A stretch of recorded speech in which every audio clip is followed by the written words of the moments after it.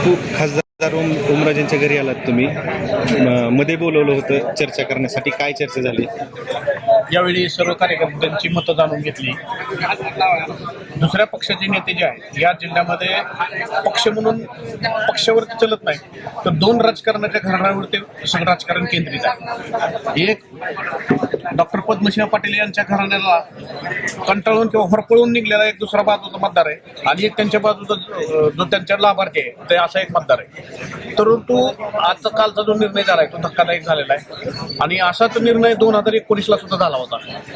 आमच्या पूर्ण धाराशिव जिल्ह्याला माहिती आहे की त्या 2019च्या प्रवेशाच्या वेळी राणा पाटलाला 40 वर्ष, डॉक्टर पद्मसिंह पाटलाला 40 वर्ष या शरद पवार साहेबांनी मंत्री केलं होतं, तरी सुद्धा त्यांनी दुसऱ्या पक्षात जायचा, भाजपमध्ये जायचा निर्णय घेतला होता. आणि तो निर्णय झाल्यानंतर पक्षप्रवेश हा सोलापूरला ठेवला होता.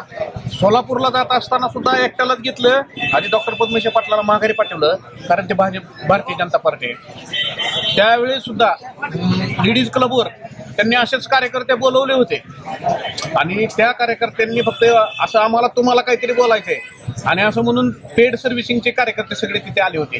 जिथे सगळे उत्स्फूर्तपणे आलेले आहेत. या जिल्ह्यामध्ये चालू असलेलं ते राजकारण आहे, या राजकारणाचे बळी गेलेले लोक आहेत सगळे, आणि यांच्या दादागिरीला आणि गुंडगिरीला कटाळलेले लोक आहेत सगळे हे. त्याच्यामुळं पक्ष उद्धव साहेब यांच्यावर प्रेम करणारेच लोक आहेत. परंतु आजच्या घडीला इथं जी बुक्क्याचा मार चालू आहे, सत्तेचा जो उन्माद चालू आहे तो थांबवण्यासाठी आणि आपला कार्यकर्ता टिकण्यासाठी आज या ठिकाणी आमची सगळ्यांची मते ओमदादांनी जाणून घेतलेत. आता ओमदादा काय निर्णय घेतील त्याच्या पाठीमागे आम्ही राहणार. कालाच्या बाबतीत बोलायचं झालं तसं आता आपण पाहताय सकाळपासून कार्यकर्त्यांची इथं रीग लागलेली आहे. भरपूर कार्यकर्ते पूर्ण मतदारसंघातून म्हणजे 11 तालुक्यातून कार्यकर्ते इथं आलेले आहेत. आता हे कार्यकर्ते आल्यानंतर कार्यकर्ते चर्चा होते. आम्ही सुद्धा जन्मापासून शिवसैनिक आहेत, आमचे वडील सुद्धा शिवसैनिक होते. म्हणजे परंपरेने आम्ही शिवसैनिक राहिलेली माणसं आहेत, शिवसेनेच्या पाठी राहिलेली माणसं आहेत. आणि शिवसेना भरभराटीच्या काळात असताना पण आम्ही पाहिली शिवसेनेचं आधिपत्य होतं सुद्धा पाहतोय. फार वाईट वाटतं शिवसेनेच्या बाबतीमध्ये. आणि शिवसेना फुटली हे आपल्याला दिसते सगळ्या बाबतीमध्ये की एकनाथ शिंदे साहेबांची शिवसेना त्यांच्याकडे गेली आणि मशाल चिन्ह उद्धव साहेबांकडे गेलं. ओमदादाच्या बाबतीमध्ये मागच्या 8 दिवसापासून आपण बघतोय की त्यांना सोशल मीडियावरून फार प्रमाणात ट्रोल केलं जात आहे, आणि असं म्हणलं जातं आहे की हे माणूस आता ग्रामपंचायत सदस्य सुद्धा नव्हता आणि त्याच्याकडे काहीच नव्हतं आणि एवढं शिवसेनेनं दिलं. मला त्या बाबतीत एवढं सगळ्या ट्रोलर्सनं सांगायचं आहे की ओमदादा कोण होते, ज्या पद्मसिंह पाटलांनी 35 वर्ष या जिल्ह्यावरती राज्य केलं, मंत्रिपद भोगलं, त्या सत्तेला शह देणारे स्वर्गीय पवनराजे निंबाळकर यांचे चिरंजीव होते.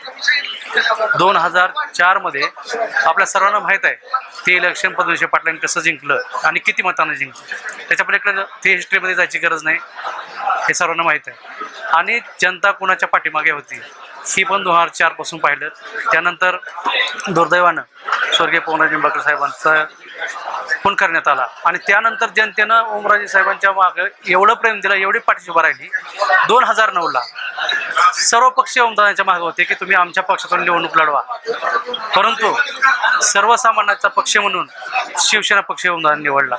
त्यावेळेस ओमराजे निंबाळकर यांची क्रेज जिल्ह्यामध्येच होती, हे आपण बघितलेलं आहे. 2009 मध्ये त्यांनी आमदार म्हणून काम केलं 5 वर्ष, आणि 5 वर्ष आमदार म्हणून काम केल्यानंतर त्यावेळेस विरोधी पक्षामध्ये होतं, त्यावेळेस त्यांनी 24 तास काम केलं लोकांसाठी. 2009 मध्ये परत पुन्हा आमदारकीला उभा राहिले, 2009 मध्ये पडले, 2014 पर्यंत राहिले. त्या पडत्या काळात सुद्धा पक्षानं जी जबाबदारी त्यांच्याकडे दिली सगळी जबाबदारी त्यांनी पार पडली. कधीही त्या जबाबदारीपासून हटायचा प्रयत्न केला नाही की माझ्याकडे पद नाही म्हणून. 2019ला त्यांनी खासदार झाले, आपण पाहिले. त्यानंतर आता खासदार आहेत, 24 तास लोकांसाठी झटतायत. ज्यांनी मतदान केलं त्यांच्यासाठी ते काम करतायत, ज्यांनी नाही केलं त्यांच्यासाठी कुठल्याही पक्षाचा त्यांनी विचार केलेला नाही. आज पण त्यांच्यावर आज चर्चा पाहतोय तुम्ही, ते मूळ शिवसेनेकडे शिवसेनेकडे जायचं असं चर्चा लोक करतायत. त्याचं कारण मला असं सांगायचं आहे एक शिवसैनिक म्हणून की शिवसेना पक्षाचा आपण प्रत्येक पक्ष पाहतोय, भाजप असेल शिवसेना शिंदे साहेब असतील किंवा इतर पक्ष असतील त्यांचा पक्ष वाढावा, पदाधिकाऱ्यांनी बळकट व्हावे, बूथ यंत्रणा बळकट व्हावी याकरता पक्षप्रमुख पक्ष पदाधिकारी किती ते म्हणजे हे घेतात, कष्ट घेतात.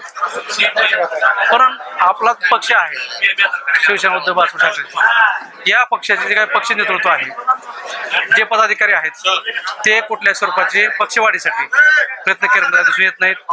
बूथ यंत्रणापर्यंत यंत्रणा पक्षाची खिळखिळा झालेली आहे ती उभारण्याचा प्रयत्न करत नाहीत. आणि अशा परिस्थितीमध्ये शिवसेना पक्ष आणि जे काही कार्यकर्ते विरोधात राहून किती वर्ष राहणार, सत्तेत न राहता जर त्यांचं कुठल्या स्वरूपाचं कामच होत नसेल, एक पिढ्या माणसं काम एक डीपीचं काम करण्यासाठी जर एक पिढी तरसत असेल, डीपीचं काम होत नसेल, तर मला असं वाटतं एक शिवसैनिक म्हणून ओमदादांनी सत्तेसोबत जायला पाहिजे आणि सत्तेत राहून विरोधकाच्या छतावर बसून ही लोकांची कामं करून घेतली पाहिजे. त्यासाठी माझं वैयक्तिक मत असं आहे की त्यांनी सत्तेमध्ये जाणं आवश्यक.